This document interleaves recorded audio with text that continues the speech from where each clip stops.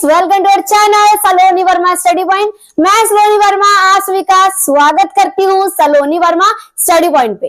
आज हम करने जा रहे cultural transformation early modern Europe 1, जो आपकी बुक का नाम है, उसे करने जा रहे हैं। आज हम करेंगे मोस्ट इंपॉर्टेंट क्वेश्चन जो कि आपके पेपर में आने के पूरे चांसेस है। चलिए समझना स्टार्ट करते। पहला क्वेश्चन करेंगे हम, इटली में पुनर्जागरण के उद्भव के लिए जिम्मेदार प्रमुख सामाजिक, राजनीतिक, आर्थिक कारकों का आलोचनात्मक मूल्यांकन कीजिए।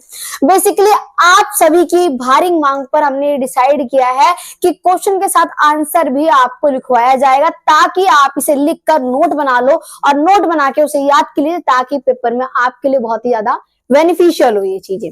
तो इसमें क्या है, बेसिकली आप देखोगे कि यूरोप में पूर्ण जागरण के उद्भव, बेसिकली यूरोप में पूर्ण जागरण हुआ क्या। अब मन में आया मैम पूर्ण जागरण का मतलब तो पता ही नहीं है, तो उसके बारे में आपको बताऊंगी। पूर्ण जागरण का मतलब पूर्ण जन्म होता है। तो इसमें क्या है नहीं, इटली जो है उसका दोबारा से पूर्ण जन्म होना, पूर्ण स्थापना होना। इसका मतलब ये है कि उद्भव के लिए प्रमुख जिम्मेदार कारक सामाजिक, आर्थिक, यानी बेसिकली जो ये इटली है वो स्थापित हो चुकी है दोबारा से। तो उसके क्या कारण है कि इस प्रकार से बेहतरीन तरीके से जो इटली है वो कहीं ना कहीं आप देखोगे व्यापार का केंद्र बन गई है, विद्या का केंद्र बन गई है। उसके क्या कारण है, इटली में ही पूर्ण जागरण क्यों हुआ, ये भी आपके पेपर में पूछा जाता है। तो देखिए इसमें क्या है, अगर हम समझे पूर्ण जागरण, जिसे फ्रेंच का अर्थ बेसिकली क्या है, जो पूर्ण जागरण होता है फ्रेंच में इसका अर्थ क्या होता है, पूर्ण जन्म। यूरोप में महत्वपूर्ण सांस्कृतिक, कलात्मक, बौद्धिक पुनः स्थापना का काल था। बेसिकली आप देखोगे कि यूरोप जो है, ठीक है, यूरोप में इटली है ना, वहां पर आप देखोगे सबसे ज्यादा इटली में, यानी पूरे यूरोप में क्यों सिर्फ इटली में ही पूर्ण जागरण काल का उदय हुआ, क्यों इटली की ही स्थापना हुई। फ्रेंच में, यानी फ्रेंच भाषा में इसका अर्थ क्या होता है, पूर्ण जन्म होना। किसका मतलब, पूर्ण जागरण का मतलब क्या है, पूर्ण जन्म होना। अब इसमें आप देखोगे कि कलात्मक, सांस्कृतिक और बौद्धिक पूर्ण स्थापना होना, यानी इसका मतलब कहीं ना कहीं इटली में जो है वो बौद्धिक रूप से विकास हुआ, लोगों की सोच में हुआ, लोगों की सोच में परिवर्तन आया, लोग कहीं ना कहीं क्या शिक्षित होने लगे, एजुकेटेड होने लग गए, कला को महत्व देने लगे, संस्कृति को महत्व देने लग गए। मेरे हिसाब से अब आपको आराम से समझ आ रहा है। आगे समझते हैं, जो कि 14वीं शताब्दी के आसपास इटली में शुरू हुआ था। यह समझ आया कि 14वीं से लेकर 17वीं शताब्दी तक क्या इटली में पूर्ण जागरण काल देखने के लिए मिलता है। उससे पहले अगर बात की जाए तो अंधकार युग था। अंधकार युग यानी कि पॉप ने जो बताया, मैम ये पॉप क्या होता है, फिर दिक्कत आई। पॉप का मतलब अगर बात की जाए, यूरोप में ईसाई धर्म का बोलबाला था, यानी कि जो वहां के फादर थे ईसाई धर्म के, उनकी ही बातों को सबसे सर्वश्रेष्ठ माना जाता था, सबसे ऊपर माना जाता था। जैसे हमारे हिंदू धर्म में कौन होते हैं, अगर बात की जाए पंडित होते हैं, कुछ वैसे ही ईसाई धर्म में कौन होते हैं, पॉप होते हैं, जो कि सबसे ऊपर माने जाते हैं। आप इसमें देखोगे सामाजिक, आर्थिक, राजनीतिक, क्या सामाजिक, आर्थिक, राजनीतिक मामलों में पॉप का ज्यादा हस्तक्षेप था, यानी वो बार बार हस्तक्षेप करते थे। वो बार बार राजा जो है उनके इन अधिकारों से परेशान हो गए थे। इसका मतलब क्या कि इतना ज्यादा महत्व दिया जा रहा था, इतनी ज्यादा शक्ति दे दी गई है पॉप को कि वो कहीं ना कहीं क्या करता था, राजाओं के अधिकारों से उन्हें वंचित करके खुद राजा के समान बन जाता था, राजा की उपाधि को धारण कर लेता था। कोई दिक्कत है आपको यहाँ तक? मेरे हिसाब से कोई दिक्कत नहीं होगी। पॉप का मतलब अगर मैं आपको समझाऊं एक शाब्दिक अर्थ, पॉप का मतलब फादर यानी पापा, यानी पापा जो होते हैं वो कहीं ना कहीं मार्गदर्शन करते हैं। उसी प्रकार से ईसाई धर्म में कौन होते हैं, पॉप होते हैं, जो कि सामाजिक, आर्थिक, राजनीतिक मामलों में हस्तक्षेप करते हैं, यानी कि राजा की स्वायत्तता को भी छीन लेते हैं। कोई दिक्कत है आपको यहाँ तक? मेरे हिसाब से कोई दिक्कत नहीं होगी, यानी आपको सब कुछ समझ आ रहा है। इस आंदोलन मध्य युग में जहां पर ज्ञान, संस्कृति बड़े ही पैमाने पर चर्च का नियंत्रण था, यानी कि इसमें बता रखा है आपको कि ये कहीं ना कहीं आंदोलन का युग है। आंदोलन का युग यानी कि लोगों के विचार में परिवर्तन आना। पहले लोग क्या इतने भोले भाले थे कि जो बताया जा रहा था, जो समझाया जा रहा था, वो चुपचाप से मान लेते थे। वो कहीं ना कहीं तर्क वितर्क नहीं करते थे। अब तर्क वितर्क क्या होता है मैम, फिर दिक्कत आ गई। तो परेशान मत होइए, आपकी मैम यहीं पे समझाने के लिए। तर्क वितर्क यानी कि कहीं ना कहीं विचार विमर्श करना, कहना कि ये किस प्रकार से है, ये क्यों हो रहा है। तो आपका मानना था कि जो उनका क्रॉस का सिंबल होता है, अगर उस क्रॉस के सिंबल को आप देखते हो और दान देते हो तो आपके बेसिकली जो भी आपने गलत कर्म कर रखे हैं उससे छुटकारा मिल जाएगा, मुक्ति मिल जाएगी। क्या ये हो सकता है? यानी लोगों को एकदम मूर्ख बना दिया गया था।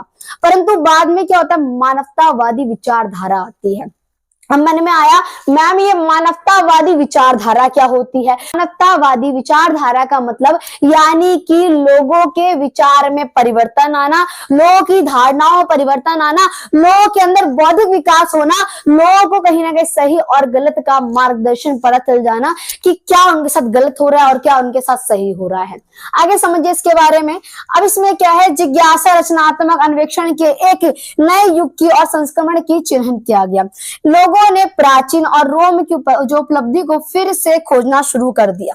यानी कि कहीं ना कहीं पादरियों ने लोगों को अपने आडंबर में यानी बाहरी आडंबरों में इस प्रकार से फंसा दिया था कि जो पुरानी बाइबल की जो धारणाएं थी उनसे ही वंचित कर दिया था। यानी अपने आप ही कहानी को गढ़ना शुरू कर दिया गया। और जो पॉप हैं वो एक सादा जीवन नहीं व्यतीत करते थे, वो राजा महाराजाओं से भी ऊपर जीवन व्यतीत करने लग गए, भोग और विलास के जीवन में लग गए थे। तो इस प्रकार से जब लोगों की आंखें खुली, लोगों के आंखों पे से जब पट्टी खुलती है तब लोगों को देखने के लिए मिलता है, तब लोग पूछना स्टार्ट करते हैं कि आप कैसे बोल सकते हो, क्या आपने स्वर्ग देखा है? जो आप कहते हो कि अगर आप दान दोगे तो आप स्वर्ग में जाओगे, क्या आपने नरक देखा है? बाइबल में ये बता दिया गया स्वर्ग और नरक के बारे में, मगर ये नहीं बताया गया कि वहां पर किस प्रकार से कार्य किए जाते हैं। यानी कि लोगों के अंदर अब कहीं ना कहीं बौद्धिक विकास हो गया है। आगे समझिए, जिससे कि कला, विज्ञान, साहित्य, दर्शन में नए विचारों को प्रेरणा मिलती है। भूमध्य सागर में इटली के केंद्र सत्ता में इस यूरोप की स्थिति में अफ्रीका के बीच व्यवस्थित व्यापार के केंद्र। अब मन में आया मैम बार बार हम इटली को समझ रहे हैं, इटली में ही पूर्ण जागरण क्यों हुआ, एक बार ये समझा दीजिए। चलिए मैं आपको समझाती हूँ। अगर बात की जाए यूरोप में, ठीक है, यूरोप में अगर बात की जाए जो इटली है वो कहीं ना कहीं वो केंद्र थी। अब केंद्र का मतलब यानी कि भूमध्य सागरीय धाराओं का केंद्र थी, जिससे कि अगर किसी व्यक्ति को यूरोप से अफ्रीका की ओर जाना है तो भी वो इटली से गुजरेगा, अगर उसे अफ्रीका या फिर एशिया से जो है यूरोप की ओर जाना है तो भी उसे इटली से गुजरना पड़ेगा। यानी कि वहां पर बंदरगाह थे और बंदरगाह के यहाँ पे कौन थी, इटली थी। अब बंदरगाह क्या होता है, फिर मन में डाउट आ गया, जहां पर बड़े बड़े जो शिप होते हैं, जहाज होते हैं, रुकते हैं, उनका निवास स्थान होता है, उसी को बंदरगाह कहा जाता है। तो आपको ये समझ आ गया है कि इटली में। अब मुझे आप जरा ये बताइए कि जब यानी बेसिकली जब इटली में कई सारे नए नए दूसरे देशों के जब लोग आएंगे, इटली से गुजरेंगे, तो क्या इटली के लोगों से विचार नहीं होंगे, उनसे बात विवाद नहीं होगा? क्या उनसे उनके बेसिकली क्या उनकी चीजों को खरीदेंगे नहीं? क्या व्यापार नहीं करेंगे? क्या वो एक दूसरे से बात नहीं करेंगे? जब बात करेंगे, विचार करेंगे तो उनकी धारणाओं में थोड़ा परिवर्तन आएगा, जिससे कि ज्ञान का आदान प्रदान होगा। यानी क्या होगा, यानी जो इटली के लोग हैं अफ्रीका के लोगों से बात करेंगे या फिर एशिया के लोगों से बात करेंगे, जो भी व्यक्ति घूमने के लिए आए हैं उनसे जब बात करेंगे तो कहीं ना कहीं वो उनके विचारों से कहीं ना उनके विचारों को देखेंगे, उनसे जब उनके विचार विमर्श अलग अलग होंगे तो दोनों को कहीं ना कहीं ज्ञान प्राप्त होगा। एक दूसरे की बातों से, एक दूसरे के पहनावे को देखकर, एक दूसरे की धारणाओं को देखकर उनके अंदर क्या प्राप्त होगा, उन्हें ज्ञान प्राप्त होगा। इसी प्रकार से आप देखोगे जो इटली है उसमें पुनर्स्थापना का सबसे बड़ा कारण यही था कि इटली व्यापारिक केंद्र थी, जहां पर दूर दूर से लोग व्यापार करने आया करते थे और वहां पर नई नई करेंसी भी आती थी। यानी अगर कोई व्यक्ति दूर से यानी विदेशी व्यापारी अगर वहां पे व्यापार करने के लिए आएगा, कुछ खरीदने आएगा, तो अपनी करेंसी से ही खरीदेगा, अपने पैसे से ही खरीदेगा, जिससे कि वहां के व्यापारी लोग बहुत ज्यादा धनी हो जाते हैं। जब वहां पे वो बहुत ज्यादा धनी हो जाते हैं तो कहीं ना कहीं वो ज्ञान को, कला को, संस्कृति को, किसे, ज्ञान, कला, संस्कृति को बढ़ावा देना स्टार्ट कर देते हैं, विद्वानों को बढ़ावा देना स्टार्ट कर देते हैं। जब विद्वान आएंगे तो दिक्कत क्या आएगी, विद्वान आएंगे तो पॉप की धारणाओं को नकारेंगे, नकारने का मतलब यानी टक्कर देंगे और उनसे विचार विमर्श करेंगे कि किस प्रकार से आप ये बातों को कह रहे हो, किस लॉजिक से आप इन बातों को कह रहे हो। तो फिर आगे समझते हैं इटली में पूर्ण जागरण के उद्भव के क्या कारण थे, क्या रीजन थे जिसकी वजह से इटली में पूर्ण जागरण हो रहा था। इसको समझते हैं। भौगोलिक स्थिति के बारे में समझेंगे। आपको कुछ इस प्रकार से बनाना है डायग्राम, फिर जाके इसे वन बाय वन करके एक्सप्लेन करना है। इसमें क्या है, भौगोलिक स्थिति के वजह से, व्यापारिक समृद्धि के वजह से, गौरवशाली रोमन सभ्यता के वजह से, पॉप का योगदान के वजह से, उदारवादी समाज के वजह से। अब समझते हैं किस प्रकार से। भौगोलिक स्थिति यानी इटली में पश्चिमी पूर्वी दुनिया के भूमध्य में स्थित में है। बेसिकली क्या, जो इटली है वो पश्चिमी और पूर्वी दुनिया के भूमध्य में क्या है, स्थित है। यानी मध्य और पूर्वी, यानी बेसिकली क्या, पश्चिमी और पूर्वी दुनिया के मध्य कौन स्थित है, इटली स्थित है। इतना समझ आ गया हमें, में स्थित है, जिस कारण से पश्चिमी पूर्वी दुनिया के बीच होने वाले ज्ञान का आदान प्रदान सबसे ज्यादा लाभ इटली को ही प्राप्त होता है। यानी पूर्वी और पश्चिमी अगर बात की जाए, इटली बीच में भूमध्य में स्थित है। यानी कोई कहीं से भी आए, विदेशी व्यापारी कोई भी व्यापार करने के लिए व्यक्ति आए तो कहीं ना कहीं उसके ज्ञान का, यानी इटली को सबसे ज्यादा लाभ किसका मिलता है, ज्ञान का आदान प्रदान होता है। यानी कि कुछ विदेशी व्यापारी को इटली के बारे में पता चलता है तो कुछ इटली के लोगों को विदेशी व्यापारी के बारे में पता चलता है ना। तो इस प्रकार से आपको बताया गया सबसे ज्यादा लाभ किसे मिला, इटली को मिला। पहला रीजन ये है कि इटली में पूर्ण जागरण काल इसलिए हुआ, भौगोलिक स्थिति की वजह से पूर्वी मध्य में स्थित भूमध्य सागर में इटली के वजह से ज्ञान का आदान प्रदान हुआ। अब समझते व्यापारिक समृद्धि की वजह से किस प्रकार से हुआ है।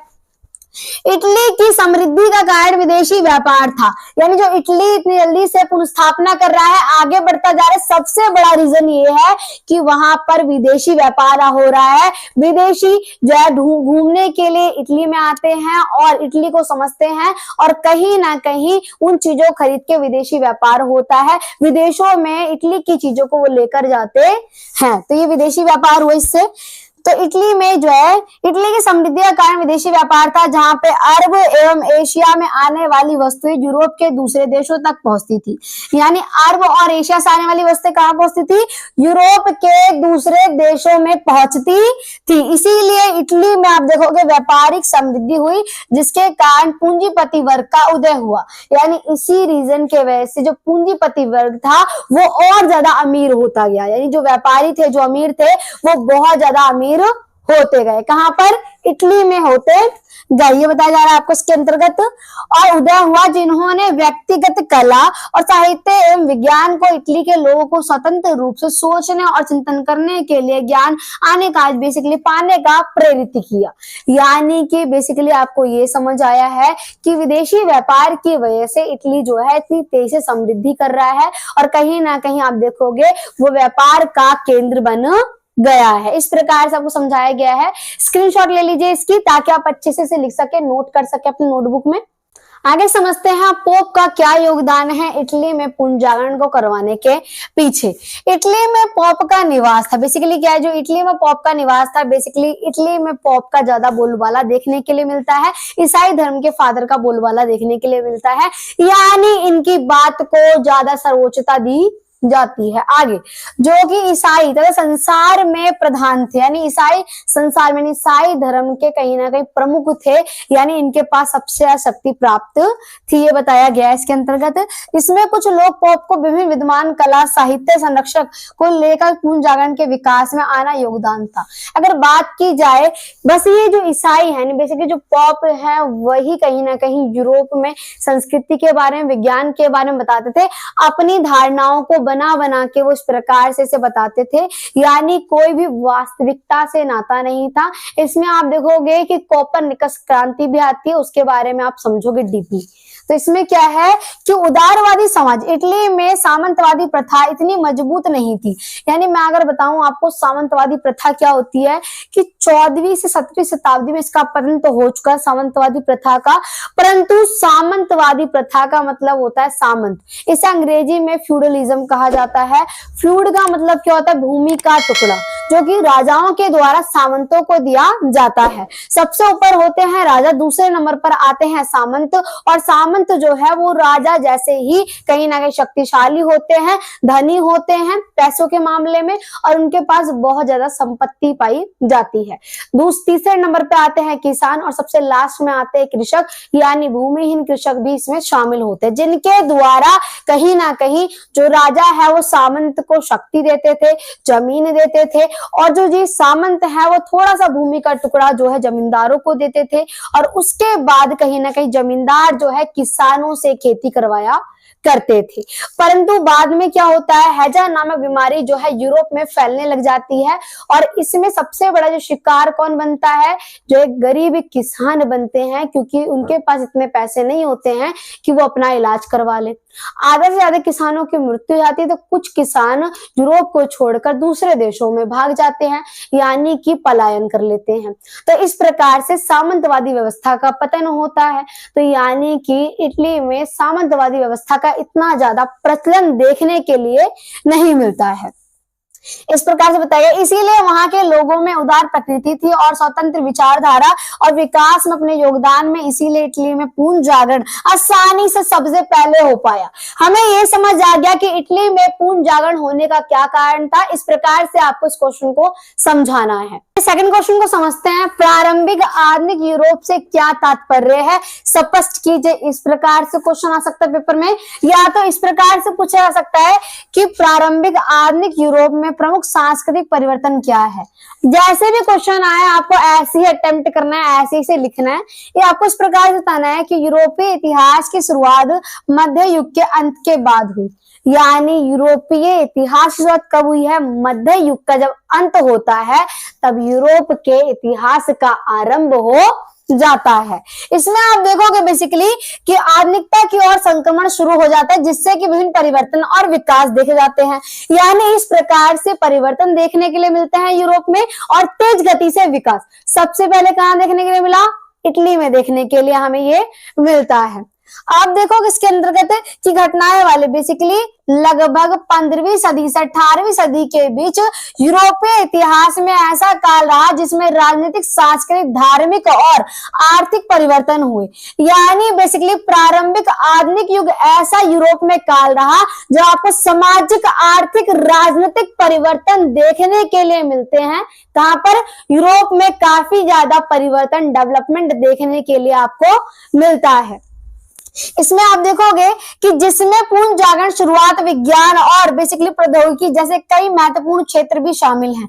यानी पूर्ण जागरण, सुधार विज्ञान, यानी पूर्ण जागरण में क्या होता है, सुधार करना, यानी पूर्ण यानी दोबारा से पूर्ण जन्म, यानी इटली को दोबारा से स्थापित करना कहीं ना कहीं, और जो कहीं ना कहीं पॉप के द्वारा गलत तर्क देकर बताया गया है ब्रह्मांड के बारे में, उसे गलत साबित करना और विज्ञान की दृष्टि से चीजों को सिद्ध करने का प्रयास किया जाता है। इस प्रकार से आप देखोगे, और इसी समय को आप देखोगे कि रेनेसांस, देखो एक रेनेसा होता है, एक रेनेसांस होता है, ठीक है, रेनेसांस भी कहा जाता है, यानी जो ये परिवर्तन हो रहा है, डेवलपमेंट हो रहा है, उसे रेनेसा भी कहा जाता है।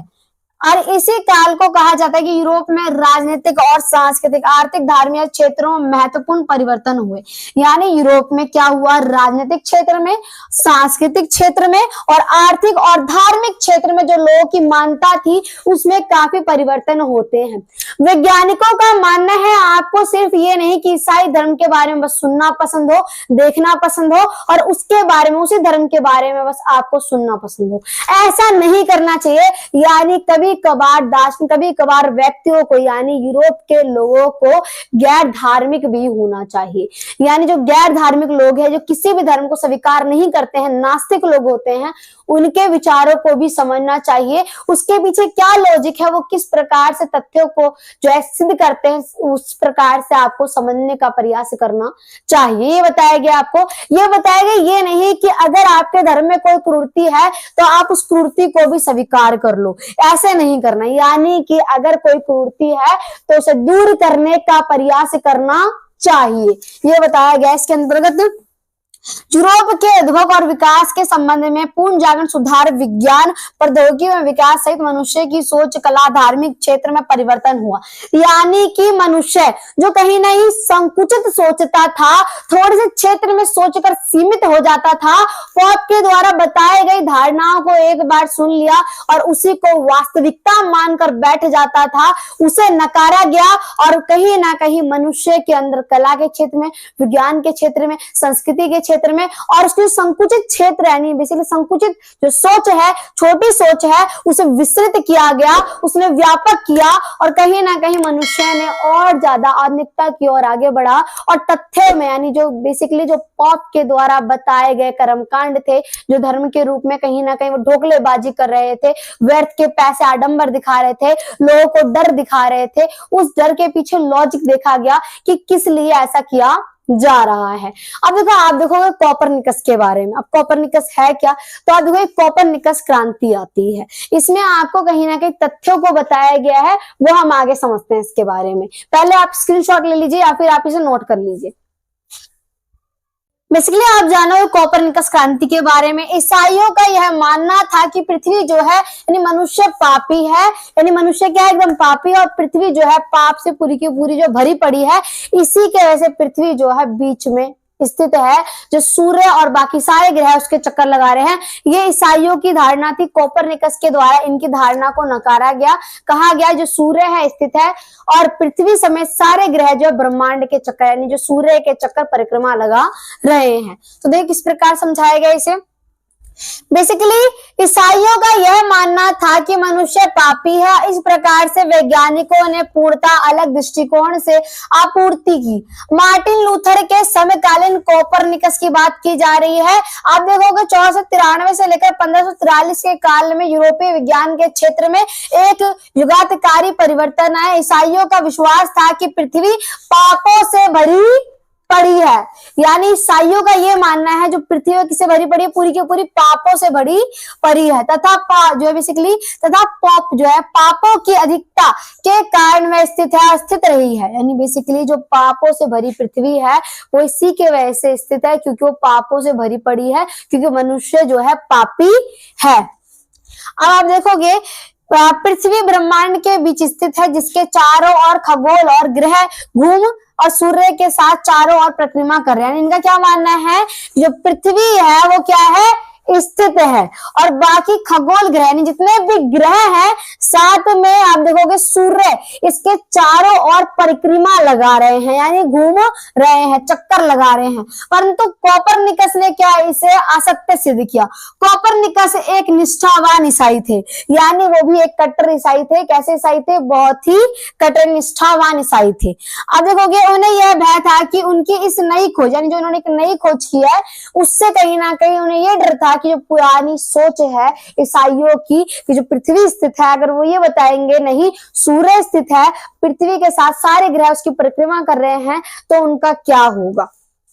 तो इससे क्या है, निष्ठावान ईसाई था हुए इनकी नई खोज जो है परंपरावादी ईसाई और धर्म अधिकारियों ने घोर प्रतिक्रिया उत्पन्न हो सकती है। यानी बेसिकली जो ये धर्म अधिकारी हैं, जो ईसाई धर्म को मानने वाले पॉप है, ईसाई धर्म को मानने वाले लोग हैं, उनकी किस प्रकार क्या कहीं ना कहीं क्रोधित प्रतिक्रिया हो सकती है, गुस्से वाली प्रतिक्रिया हो सकती है। इस प्रकार से बताया गया उत्पन्न हो सकती है। इसी वजह से आप देखोगे वह अपनी पांडुलिपि द रिवॉल्यूशन, आप देखोगे इनकी जो पांडुलिपि है, इनकी जो किताब का नाम है क्या, द रिवॉल्यूशन निवस को प्रकाशित नहीं करते हैं। कौन नहीं करते, कॉपरनिकस। उन्हें इस बात का डर है कि कहीं हमने यानी इन्होंने कहीं ये जो नई खोज है उसे सिद्ध कर दिया तो बाकी जो ईसाई हैं वो कहीं उन्हें मार ना डाले, इस बात का उन्हें बहुत ज्यादा भय था, इसलिए अपनी किताब को वो प्रकाशित नहीं करते हैं। अब आप देखोगे चाहते थे कॉपरनिकस जब अपनी मृत्यु शैया पे थे, यानी जब वो मरने वाले थे, तो वो क्या करते हैं, उन्हें अपनी पांडुलिपि को अपने अनुयायी को दे देंगे, यानी अपने फॉलोवर को उस किताब को, पांडुलिपि को सौंप देते हैं। जॉनसन, आप देखो जॉनसन रिकिटस जो है, उन व्यक्ति को इस किताब को सौंप दिया जाता है जो कि उनके क्या होते हैं, अनुयायी होते हैं, और वो उस पांडुलिपि को प्रकाशित कर देते हैं। वैसे स्टार्टिंग में तो वो लोग मानते नहीं है कि क्या बेसिकली जो पृथ्वी है वो यही मानते हैं कि स्थित है, परंतु बाद में धीरे धीरे जब और वैज्ञानिक आते हैं, उसकी खोज करते हैं, तो आखिरी में इसे स्वीकार कर लिया जाता है कि आप देखोगे कि बेसिकली जो हमारा सूर्य है वो स्थित है, पृथ्वी समेत बाकी जितने भी ग्रह, समस्त ग्रह उसकी परिक्रमा कर रहे हैं। आशा करती हूँ वीडियो अच्छी लगी होगी। वीडियो को लाइक, चैनल को सब्सक्राइब जरूर कीजिएगा। जय हिंद, जय भारत।